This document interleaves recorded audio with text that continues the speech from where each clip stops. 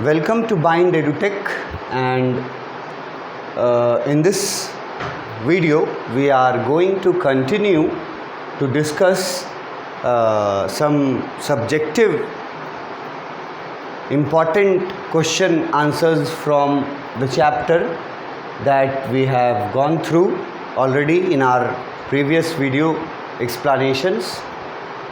हम लोग उसका शॉर्ट क्वेश्चन आंसर कर रहे थे डिस्कस. इसमें क्वेश्चन नंबर 21 तक हम लोग कर चुके हैं. देखो, मैंने क्वेश्चन आंसर्स को लेकर के एक बात पहले भी वीडियो में बताया था. मैं उस बात को रिपीट करना चाहता हूँ कि क्वेश्चन आंसर्स जो मैं आपके साथ डिस्कस करता हूँ या जो सॉल्व्ड आंसर्स डिस्कस करता हूँ, ये सैम्पल आंसर्स हैं मेरे तरफ से. जो स्टूडेंट स्टोरी को पढ़ेगा, मेन काम है टेक्स्ट बुक से स्टोरी का एक एक लाइन, एक एक वर्ड, उसका मीनिंग, अगर उसका कोई गहरा अर्थ है तो वो ये सब समझने के बाद लैंग्वेज आपको प्रॉब्लम ज़्यादा नहीं करेगा. थोड़ा प्रॉब्लम तो होगा लैंग्वेज में वो लोग के लिए जो लोग थोड़े वीकर बैकग्राउंड में हैं इंग्लिश में, पर हमेशा ध्यान रखना कि ये क्वेश्चन आंसर्स जो हैं ये रटने के लिए नहीं हैं. यही क्वेश्चन पूछेगा इसकी कोई गारंटी नहीं है, लेकिन हाँ, इस तरह के क्वेश्चंस पूछे जाएंगे. ये क्या होता है कि ये आपका एक सेल्फ असेसमेंट के तरह आपको लेना चाहिए क्वेश्चन आंसर के वीडियोस को. सेल्फ असेसमेंट का मतलब हुआ कि आपने चैप्टर पढ़ा थ्रू एनी मीडियम. मैं बोल रहा हूँ थ्रू एनी मीडियम, चाहे मेरे वीडियोस से पढ़ा या स्कूल में पढ़ा, कॉलेज में पढ़ा, ट्यूशन में पढ़ा, तो उन स्टूडेंट्स के लिए, पढ़े हुए स्टूडेंट्स के लिए ये क्वेश्चन आंसर्स जो हैं वो हेल्पफुल साबित होते हैं.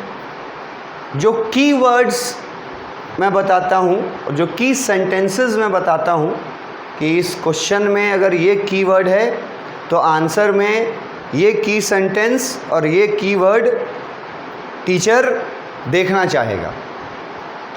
ये इम्पॉर्टेंट है और इसका फ़ायदा आपको डिस्कशन से, जो डिस्कशन मैं करता हूँ एक्सप्लेनेशन इसको, उससे आपको टेस्ट करना चाहिए खुद को कि आपने जो इस चैप्टर को पढ़ा है और जो बातें मैं क्वेश्चंस में और आंसर्स में डिस्कस कर रहा हूँ, कहीं कोई ऐसा बात तो नहीं है जो नया मैं आपको बता रहा हूँ इस कहानी के बारे में, नया कोई चीज़ क्वेश्चन आंसर्स में. जिनको जिनको नया नया चीज़ मिलेगा क्वेश्चन आंसर्स में, तो वो लोग को बेनिफिट होगा उससे, क्योंकि शायद किसी रीज़न से वो लोग उस चीज़ को नहीं जान पाए होंगे, नहीं समझ पाए होंगे या नहीं बताया गया होगा, तो उनको बेनिफिट होगा. मगर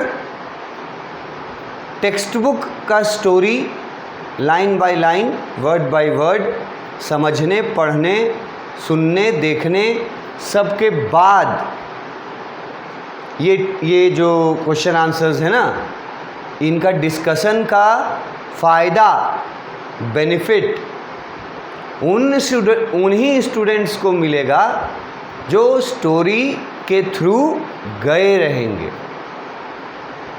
अब आप स्टोरी को कुछ जानते ही नहीं हैं या आपने स्टोरी अधूरा क्लास किया है और आप क्वेश्चन आंसर सोचिएगा कि करके और हो जाएगा, तो इसमें बहुत मुश्किल है। क्वेश्चन आंसर मायने नहीं रखता, मैंने बोला था आपको। एक्सप्लेनेशन ऑफ द टेक्स्ट, सारा मायने, सारा मतलब, सारा दिमाग वहीं लगाना है। जितना तुम्हारे पास है वो सब एक्सप्लेनेशन जब टेक्स्ट का करता हूँ मैं वीडियोस में, उस समय लगाना है। और उसका रिज़ल्ट आपको यहाँ चेक करना है क्वेश्चन आंसर्स करते वक्त कि आपने जो एक्सप्लेनेशन में ध्यान लगाया, फोकस लगाया, वो कितना लगाया, ये आप खुद डिसाइड कर सकते हैं इन क्वेश्चन आंसर्स को जब मैं डील करता हूँ उस समय। अगर आपको कोई बात नहीं समझ में आता है, जैसे यहाँ लिखा है foul smell, for example foul smell, अगर आपको फाउल स्मेल का मतलब नहीं पता है, ये चैप्टर आप बोलते हैं कि पढ़ लिए हैं और फाउल स्मेल का पता नहीं है, तो फिर ऐसे बच्चों के लिए क्वेश्चन आंसर्स कोई फ़ायदेमंद नहीं है। जब उसको फाउल स्मेल के बारे में ही पता नहीं है कि क्या फाउल स्मेल किसको बोलते हैं, कहानी में फाउल स्मेल कहाँ था, तो वैसे बच्चों के लिए कोई फ़ायदा नहीं होगा। हाँ, जो बच्चे जानते हैं कि फाउल स्मेल मतलब क्या होता है और फाउल स्मेल का इस कहानी से क्या रिलेशन है, वो बच्चों को फ़ायदा होगा इन सैम्पल क्वेश्चन आंसर्स के एक्सप्लेनेशन वीडियोस को देख करके, सुन करके। जो जानते हैं, पढ़े हुए, उनको फ़ायदा ज़्यादा पहुँचेगा। क्वेश्चन पूछा, क्वेश्चन नंबर 22, ये भी सबसे आसान क्वेश्चन के कैटेगरी में और फ्रीक्वेंटली आस्क्ड क्वेश्चन के कैटेगरी में इसको हम रखते हैं। पूछता है कि विजार्ड ने रॉजर स्कंक की मदद कैसे की, how did the wizard help Roger skunk. अब ये क्वेश्चन का आंसर एक सेंटेंस में अगर तुम्हारे पास नहीं है, तुम्हारे मन में किसी भी भाषा में, तो फिर तुमको कहानी पढ़ना चाहिए पहले। जो कहानी पढ़े रहेंगे उनको क्वेश्चन पढ़ करके जो की सेंटेंस है ना कि विजार्ड ने क्या मदद की थी रॉजर स्कंक की इस कहानी में, तो एक सेंटेंस में वो की आंसर पढ़ने वाले स्टूडेंट के दिमाग में आ जाएगा। और वो एक सेंटेंस क्या होगा कि विजार्ड ने रॉजर को उसके बैड स्मेल से मुक्ति दिलाया अपने मैजिक से, और उसका पसंदीदा रोज़ का स्मेल कर दिया विजार्ड ने। ये एक लाइन, एक सेंटेंस पढ़े हुए स्टूडेंट्स के मन में आ जाएगा कि विजार्ड ने ऐसे ही ना हेल्प किया था कि उसका बदबूदार जो उसका स्मेल था उसको चेंज कर दिया और रोजेस का स्मेल ला दिया उसमें। अब उससे फ़ायदा हुआ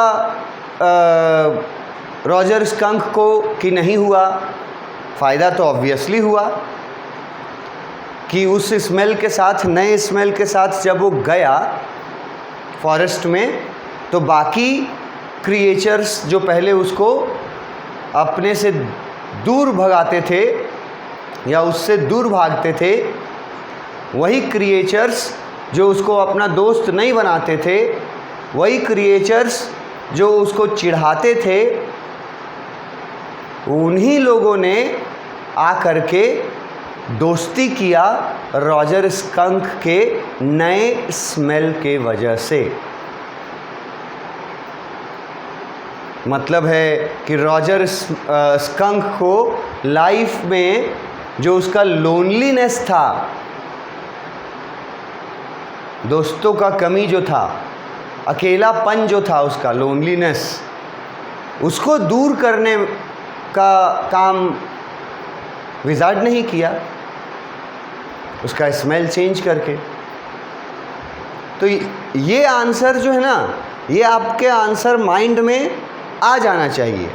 जो मैंने अभी कहा, हिंदी में लोकल अपना बोलचाल के भाषा में या अंग्रेज़ी में, जैसे भी जिस स्टैंडर्ड के भी आप हैं, आपको ये बात अगर आपके दिमाग में ये क्वेश्चन पढ़ के ये सारी बातें आती हैं कि हाँ, विजार्ड ने तो बहुत हेल्प किया था, क्योंकि विजार्ड के द्वारा ही मैजिक करके और उसका स्मेल चेंज हुआ, जिसके वजह से उसको दोस्तों ने एक्सेप्ट किया, जिसके वजह से दिन भर वो खेला, बहुत सारा गेम्स खेला, और ये सब रॉजर स्कंक के लिए फर्स्ट टाइम था।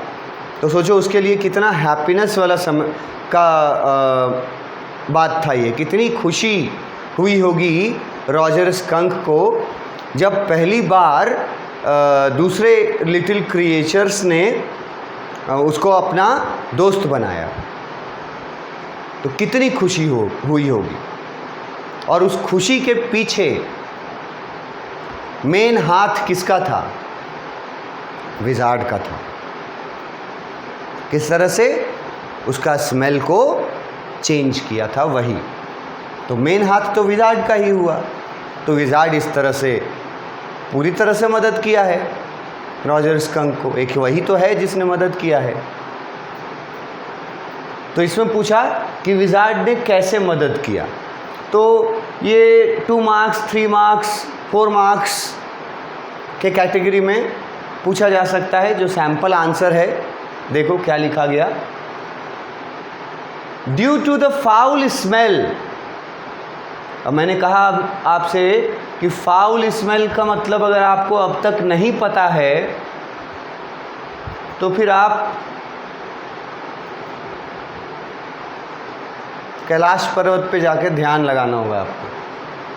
फाउल स्मेल का पता जिन स्टूडेंट्स को नहीं है मीनिंग, ठीक है। तो फाउल स्मेल के कारण द वुडलैंड क्रिएचर्स, वुडलैंड मतलब फॉरेस्ट, उसके क्रिएचर्स, बाकी animals, did not play with skunk. वो लोग नहीं खेलते थे उसको एक्सेप्ट नहीं करते थे। क्यों? उसके फाउल स्मेल के वजह से। अब हम ये नहीं बताएंगे कि फाउल स्मेल का क्या मतलब होता है, अनेकों बार, अनगिनत बार बता चुके हैं। तो अब तक जो स्टूडेंट फाउल स्मेल नहीं समझ पाया, अब तक जो स्टूडेंट वुडलैंड क्रिएचर्स किनको बोला जा रहा है वो नहीं समझ पा रहा है, तो ऐसे स्टूडेंट्स को ये क्वेश्चन आंसर्स से कोई फ़ायदा नहीं होगा। उनको जाके पहले चैप्टर्स, टेक्स्ट जो है उसको पढ़ना, देखना, सुनना, समझना होगा, तब आपको ये सब मददगार भी लगेंगे। तो रॉजर के फाउल स्मेल, जो उसका ओरिजिनल स्मेल था, मतलब नेचुरल स्मेल, नेचर द्वारा दिया गया, इसमें रॉजर स्कंक का कोई गलती नहीं था कि उसका स्मेल बैड था। सारे स्कंक्स के स्मेल बैड होते हैं, ये उनका पहचान है, बैड स्मेल स्कंक्स का। तो ऑब्वियसली रॉजर स्कंक का भी स्मेल बैड था, फाउल स्मेल था। अब उससे उसको दिक्कत क्या था कि कोई उसके साथ खेलता नहीं था, बाकी वुडलैंड क्रिएचर्स खेलता नहीं था। Skunk on the other hand wanted to play with them and be accepted। अब देखो ये वर्ड भी मैं ना, एक्सेप्टेड वर्ड मैंने मतलब अब इतना बार इसके बारे में बता दिया है कि अब मैं इसका मतलब अब नहीं बताऊंगा। अब तक नहीं समझे हो अगर एक्सेप्टेड क्या बोला जा रहा है यहाँ से, तो अब समझ भी नहीं पाओगे। चैप्टर पढ़ो पहले, ठीक है। अपने उसके फाउल स्मेल के वजह से कोई उसके साथ खेलता नहीं था, है ना। सब कोई उससे दूर भाग जाते थे, कोई उसके साथ खेलता नहीं था। और रॉजर स्कंक का मन, नेचुरली रॉजर स्कंक का मन क्या करता था? वो चाहता था उनके साथ खेलने के लिए, और वो चाहता था कि वो लोग उसको एक्सेप्ट करें एज अ फ्रेंड, स्वीकार करें as a friend. He went to the wizard. अब इसमें देखो, आउल का कोई जिक्र नहीं आया कि विजार्ड के पास, सीधा विजार्ड के पास तो नहीं ना गया था वो, पहले तो आउल के पास गया था हमेशा की तरह सजेशन के लिए। तो आउल ने भी हमेशा की तरह सजेस्ट करके बोला कि जाओ विजार्ड के पास। तो अब वो नहीं बताया गया यहाँ, सीधा विजार्ड के पास गया, क्योंकि क्वेश्चन क्या था कि विजार्ड ने रॉजर स्कंक का कैसे हेल्प किया। तो आउल वाला घटना बताने का ज़रूरत यहाँ नहीं समझे हम, सीधा लिखें he went to the wizard to seek a solution. अब यहाँ देखो, सीक वर्ड है, SEEK। अब अगर बैकग्राउंड इंग्लिश के हैं तो वो लोग सीक वर्ड समझ जाएगा, लोग यूज़ किया होगा। लेकिन अगर नॉन इंग्लिश बैकग्राउंड के हैं, उनके लिए सीक वर्ड में मुश्किल हो सकता है कि सर सीक वर्ड हम लोग उतना अच्छा से नहीं जानते हैं क्या होता है। तो उसके लिए ये जो सीक वर्ड है, इसके जगह पर जो आसान शब्द इस्तेमाल करना चाहें तो लिखेंगे he went to wizard to find a solution. Meaning तो वही लिख लेगा। सीक वर्ड नहीं आता है तुमको, और तुमको लगता है कि याद भी नहीं रहेगा तुमको, तो फाइंड वर्ड तो सबसे आसान है ना, फाइंड से आसान वर्ड तो नहीं दे सकते तुमको। तो इसके जगह फाइंड लगा देना कि वो विजार्ड के पास गया सॉल्यूशन खोजने के लिए, सॉल्यूशन निकालने के लिए। किस चीज़ का? अपने बैड स्मेल का सॉल्यूशन। विजार्ड के पास गया, विजार्ड ने उसकी बातें सुनी, the wizard heard him out. अब इस आउट का भी एक मतलब है, अगर डेप्थ में चले जाएं तो। हर्ड हिम तो लिख दिया, the wizard heard him out, तो ये आउट क्यों लिखा है भाई? अगर मैं आपसे सवाल पूछ दूं, जो लोग चैप्टर पढ़े हैं, चाहे किसी भी माध्यम से पढ़े हों, अगर पूछूं कि हर्ड हिम तो हम समझ गए कि विजार्ड ने उसका प्रॉब्लम सुना रॉजर स्कंक का, आउट क्यों लिखा है? आउट प्रोबेबली यहाँ इसलिए लिखा है क्योंकि जब प्रॉब्लम बता रहा था रॉजर स्कंक, तो घर के अंदर नहीं था वो, विजार्ड के घर के बाहर था। विजार्ड का दरवाज़ा नॉक किया, विजार्ड का घर लिटिल वाइट हाउस, देखो टेक्स्ट बुक में आपको हम बताए हैं, देखो इसमें over the creek and there were the wizard's house and that is the way Roger Skunk went and pretty soon he came to a little white house। ये little white house किसका है? जादूगर विजार्ड का little house, white house. and rapped on the door, और वहाँ पहुँच करके wrapped word मैंने डिस्कस कर चुका है कि रैप्ड मतलब है नॉक करना। और यहाँ पर एक और इम्पॉर्टेंट चीज़ मैंने डिस्कस की थी, जिसके बारे में आगे क्वेश्चन भी रहेगा, कि यहाँ देखो लिखा है Jack rapped on the window sill. मतलब कहानी में जैक बता रहा है जो को कि रॉजर स्कंक पहुंच गया है विजार्ड के घर तक, और पहुंचने का रास्ता कौन बताया है? आउल। विजार्ड के घर पहुंचा, जल्दी पहुंच गया, मतलब ज़्यादा दूर नहीं होगा। यहाँ देखो लिखा हुआ है pretty soon he came to a little white house. तो प्रेटी सून लिख रहा है, मतलब जल्दी पहुंच गया, तो इसका मतलब है ना ज़्यादा दूरी नहीं थी विजार्ड के घर। वाइट हाउस था, लिटिल छोटा सा वाइट हाउस विजार्ड का, ठीक है। वो रैप करता है, ये सब जैक बता रहा है कि ठकठकाता है, खटखटाता है, कहीं कहीं ठकठकाना बोलते हैं, कहीं कहीं हम लोग उसको खटखटाना बोलते हैं। तो रैप करना मतलब नॉक करना हो गया। और इधर जैक भी थोड़ा इफ़ेक्ट देने के लिए खिड़की के सिल पर, मतलब जहाँ लोहे का कोई चीज़ बना हुआ है खिड़की में, वहाँ पर वो भी नॉक करता है। मतलब एक्चुअली में जैक विंडो सिल को नॉक करता है। यहाँ से सवाल भी रहेगा आगे, ये ऐसा क्यों किया था उसने।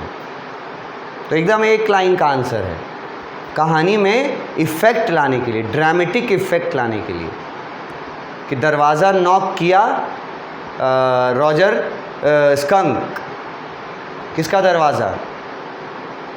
विजार्ड का, वाइट हाउस विजार्ड का था। तो विजार्ड बाहर निकला, देखो विजार्ड बाहर निकला।